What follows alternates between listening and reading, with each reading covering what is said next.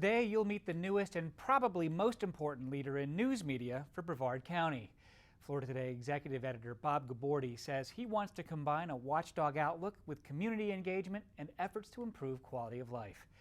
Gabordi comes to Brevard after a long career in newspapers and digital media, most recently as editor of the Tallahassee Democrat. I asked about the style of coverage he'll bring to Florida Today, the personal and political leanings he'll bring to the editorial board, and what he sees as the future of local news in a 24/7 digital media market. Watch. Bob, I know you haven't all the way moved to Brevard County yet, but what are your first impressions of Brevard County? Well, you got to keep in mind that my first impressions of Brevard County came 21 years ago when I visited, and then I visited from time to time. You know, I'm just coming from up the road in Tallahassee. But being here now is different, and not seeing it so much as a tourist anymore. But I fell in love with this place, you know, a couple decades ago, and really wanted to get here. So my first impressions is I love the beach. And I plan. It's hard not to like the beach. And I have found some pretty cool parks. I've been to Jetty Park, and I love it, and plan to go there again, you know, often, and some other places as well. I'm getting to know the communities a little bit more, and some of the differences, and you know, that takes a while, but I love it here and have for a long time.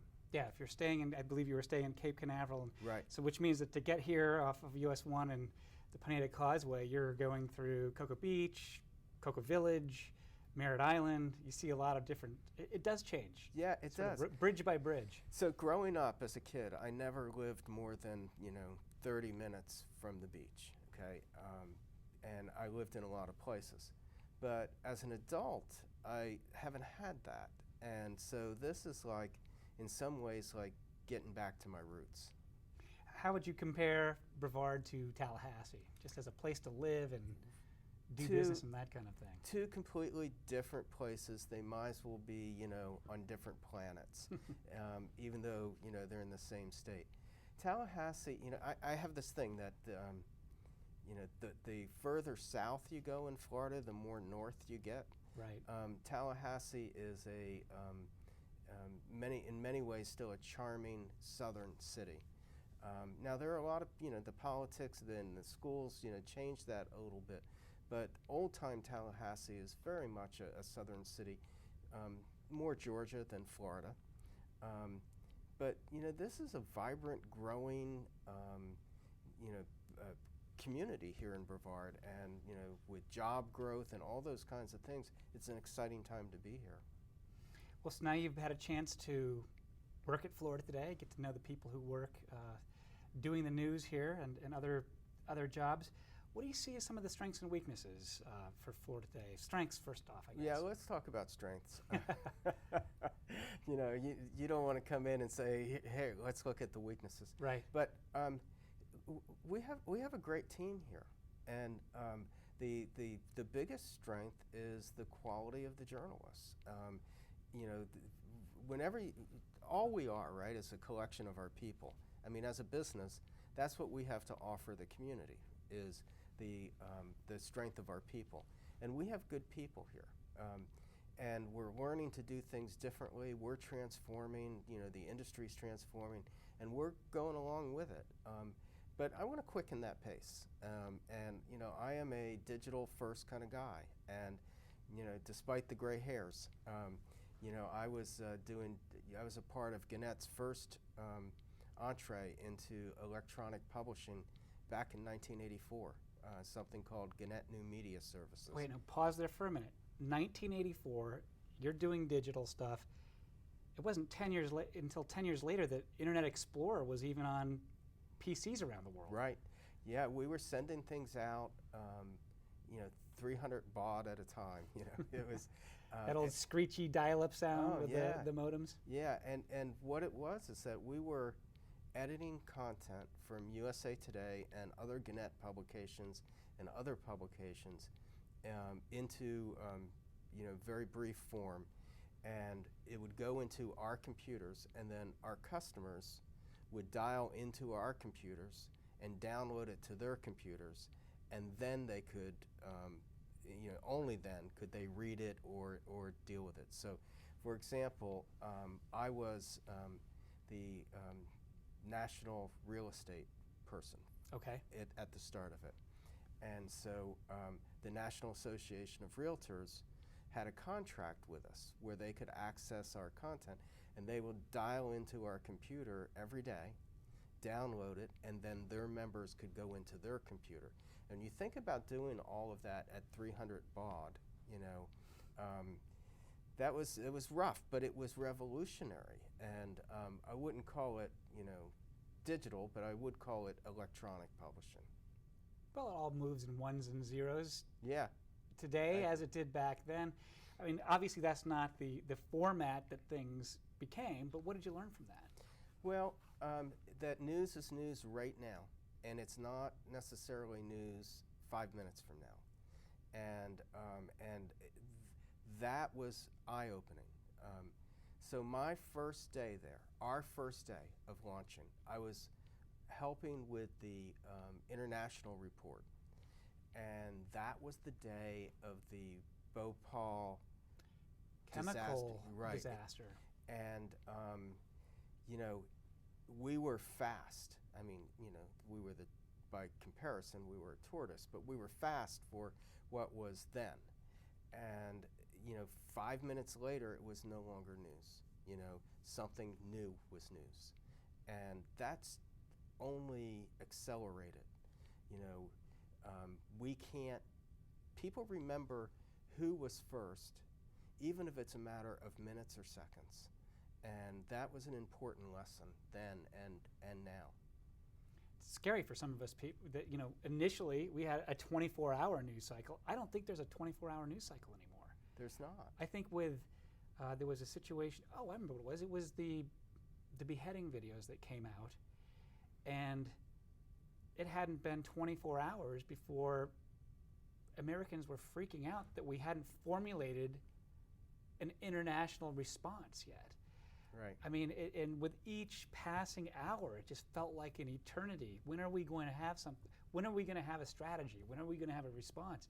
And I think it was only a matter of a couple of days before Washington figured out what to do about ISIS or ISIL.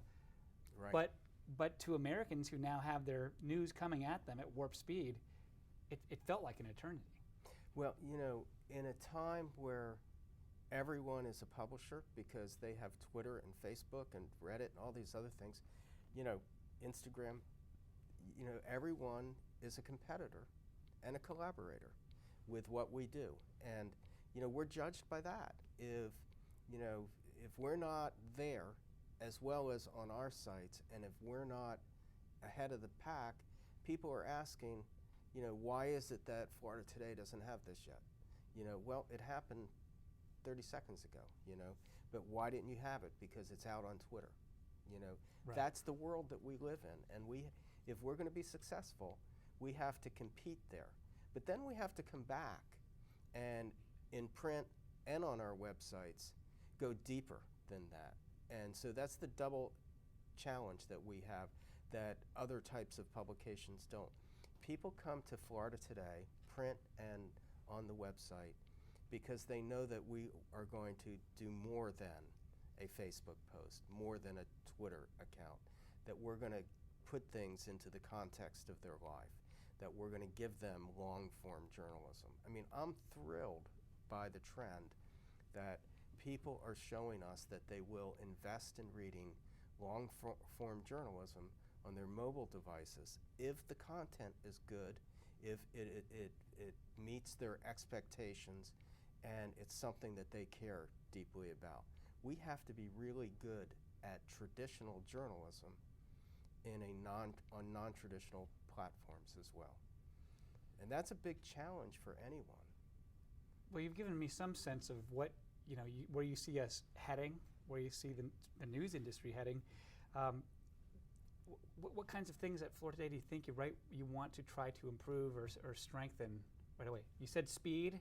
Yeah. And breaking news. Is there anything else? Well, I'm evaluating some things, and I've been quietly, looking and taking a lot of notes. But I know some areas where I want to go. Okay, I want people to look. We do very well the things that we're supposed to do very well. If something's going on in the community, we know about it. We're reporting about it. What I want to do, I want to find a way to surprise people sometimes, to tell them stories that they didn't know about or didn't expect. In-depth, quality, watchdog journalism is very critical still today, maybe more so than ever, because that's the type of thing that's going to make a difference. The breaking news stuff is great public service journalism right at this moment, but when we can come back with a deep analytical look, and I'll give you an example of what I'm talking about. We've had a lot about space, right? I mean, we cover space like, we're the Space Coast newspaper. Right. And, but what about taking a look at what's going on at the Kennedy Space Center and what's its future? Because its future is, we're piecing it together, but at some point we need to come back with that deeper investigative kind of thing that lays out for people, here's the future, here's the path, here's where they're going.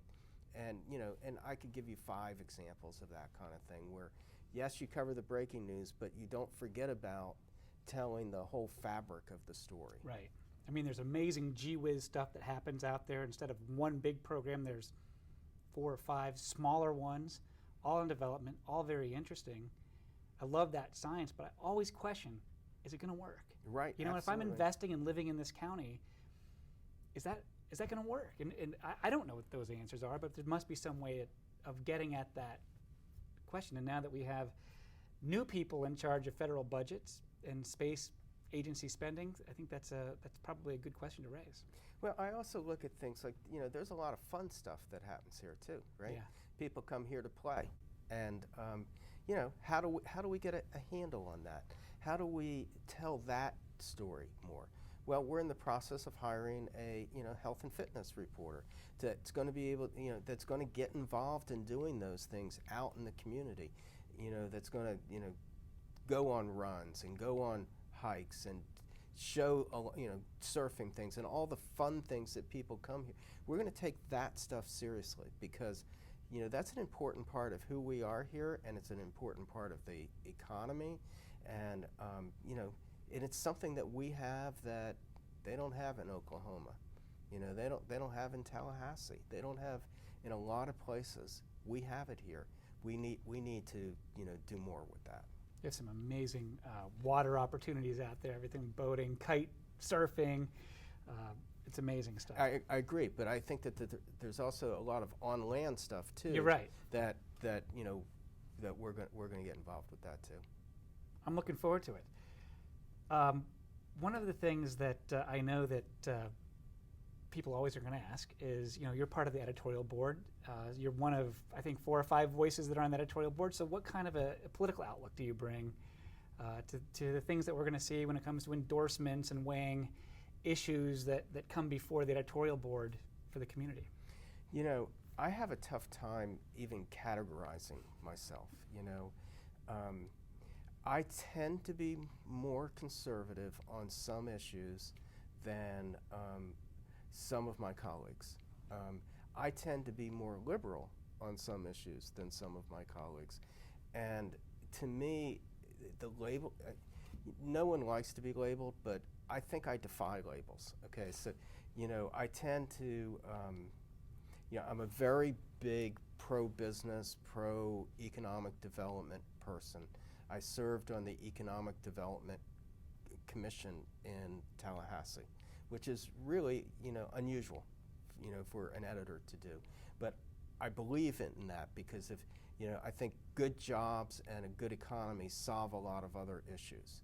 But I also think we've got to be spending money on children and investing in our future. And, I have a child who has multiple disabilities. I'm a strong advocate on those kinds of issues affecting children like her. So, give me 6 months and then you tell me where you think I'm at. Okay, I think it'll be fun. Where did you get started? Where did I get started? Well, I took one journalism course in my life, and it was in high school. And but I always knew this was what I wanted to do. The minute I found out that I was not going to be the second baseman for the New York Mets, I said, this is what I want to do. So you must have been crushed. I was. I played college baseball, Division III, but it became readily apparent that at 5'4", that I was not Joe Morgan. And so I started at my college newspaper. I was the editor. I got to, as a college editor, I got to interview Jimmy Carter when he was president. And that was, that was it. I got to interview the President of the United States as a college newspaper editor. I was hooked. So my first job was at a group of weeklies in Cranston, Rhode Island. And then, because my mom intervened and demanded that the managing editor of our hometown newspaper in Norwich, Connecticut, give me an interview, I got the interview and got hired. A couple months later, the newspaper was bought by Gannett, and I've worked for Gannett for 35 years. Wow, so you've been the editor, as I understand, in Huntington, Asheville, North Carolina, and then Tallahassee. And Marietta, Ohio as well. And Marietta, Ohio. Yeah, that was my first, in fact, that was my first editor's job. It was called managing editor, but it was the senior editor at the newspaper. So, how would you describe your leadership style? Again, that's one of those things that no one likes to be pinned down on. But here's what I think, is that I think you lead by helping other people to shine. Gone are the days when an effective leader can do so from, decree.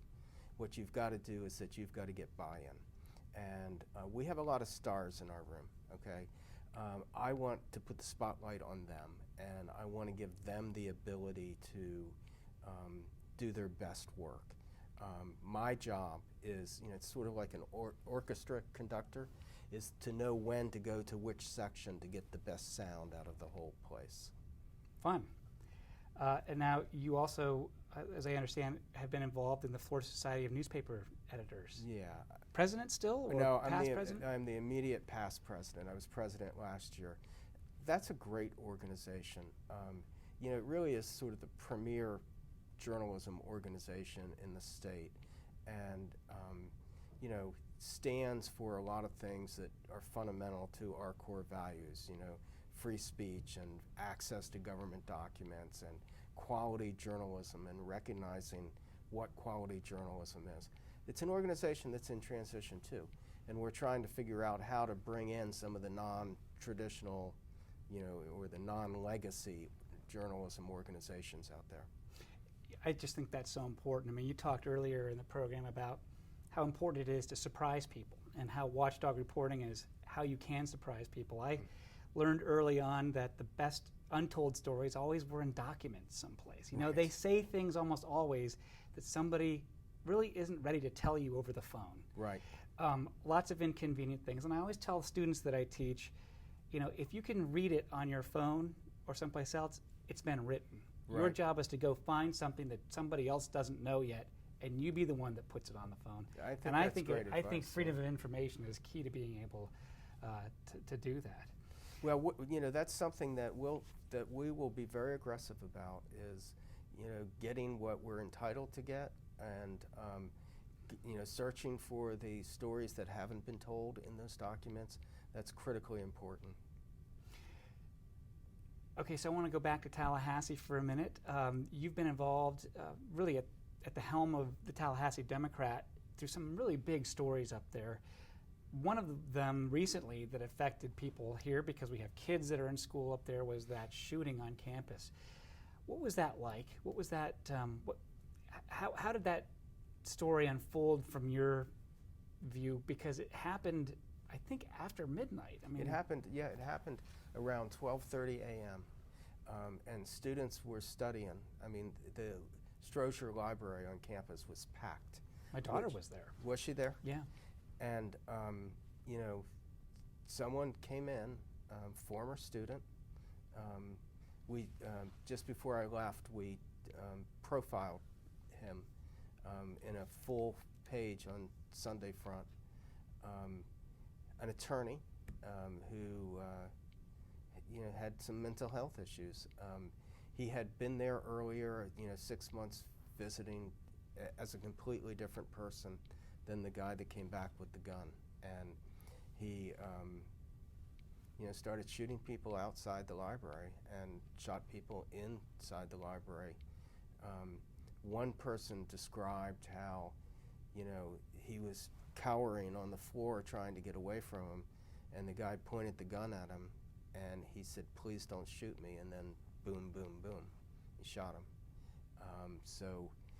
And he just, if not, the Florida State Police, the Tallahassee Police, the first responders that night were nothing short of heroic, and deserve all the accolades. Now, we have had an up and down relationship with the Tallahassee Police on a lot of issues, but on that night, their actions saved dozens of people's lives, and they need to be recognized as the heroes that they are. You wrote a column after that we published in Florida Today that we are all FSU. What was the point that you were trying to make there? Well, the point I was trying to make is that there's a lot of division in every community, and there's the Florida State community, there's the Florida A&M community, there are the old-time Tallahassee folks, there's lots of different segments to any community. But there are certain times when we're just all in it together, and we all were so terribly struck by that I wanted to say that we were going to be there for you, and as a community, we would heal together. One of the other big stories was the FSU football program. They've been amazing, won a national championship, made it to the Final Four this past year. Jameis Winston, their quarterback, can't seem to get out of the news. I think if you put Jameis Winston in a headline, it's search engine gold, right? But this was a story where you had the New York Times and TMZ and all these other sporting publications sort of in your turf, right? How do you cope with that if you're the local hometown paper? Sometimes with less resources. With a lot less resources, and that's the thing that people don't think about, right? But because you're there, but you should have better sourcing. But here's the thing: my charge to my staff from beginning to end was to not try to either convict or alibi for Jameis Winston. Not our job. Our job was to hold our public institutions accountable for their behavior during this. To be a watchdog on how well or how poorly the local police, the state attorney, the Florida State administration, the athletic department, to hold them accountable and to cover them because they are who gets our tax dollars, right? So whether Jameis Winston was guilty or not, that's not my job as a newspaper person to figure out. I think some people, some media outlets, thought that was their job, but I cared more about, the fact that in my opinion, that the Tallahassee Police Department's investigation came up short of where it should have been, that it took too long for information to get to the state attorney. Then I cared about trying to just figure out what Jameis Winston did. Does that make sense? Yeah, it does. Do you think that, you got a fair shake? Jameis Winston? Do you think that in the end that it depends on coverage was fair? I think that the coverage was fair. And I think, I've had conversations with reporters from the New York Times and from other publications as well. I think he's, been the most scrutinized college football player in an awfully long time. He was investigated 3 different times for the rape allegation, and all 3 times it came away with there's not enough evidence here. It's a he said, she said. There's no smoking gun. We can't do anything with this. Does that mean he didn't do something wrong? I think very clearly, you know, he showed his lack of character that night. I think he showed the type of person that he is when he walked out of Publix with crab legs. I think he did a lot of very things that I would not want my children to do. But you know, in the end, I just don't know, you know, what exactly he did that evening that the alleged rape occurred. Well, you're not alone. It sounds to me like even the prosecutors are in the same situation, not knowing what he did. Well, at the Code of Conduct hearing, the final investigation, that was conducted by, you know, retired Justice Major Harding, right, who is really one of the more upstanding, outstanding people that you will ever meet. He's a man of great integrity, and I can absolutely assure you, he had no connection to FSU or anyone, that if there was stuff there, Major Harding would have said so, and he didn't. We have just about 30 seconds left. What's next for you? I want to find a place to live. You know, right now we're in a 2-bedroom condo in Cape Canaveral, and it's great, and I love it. But you know, I need to find a place to live and settle down and get to know this community and spend time exploring and having fun. Bob Gabordi, thanks for making time for our audience, and good luck with the house hunting. Thank you. Well, that's our program. To comment on anything you heard here, send an email to me at mreed@floridatoday.com or look for me on Facebook or Twitter. We'll see you right here next week on The Matt Reed Show.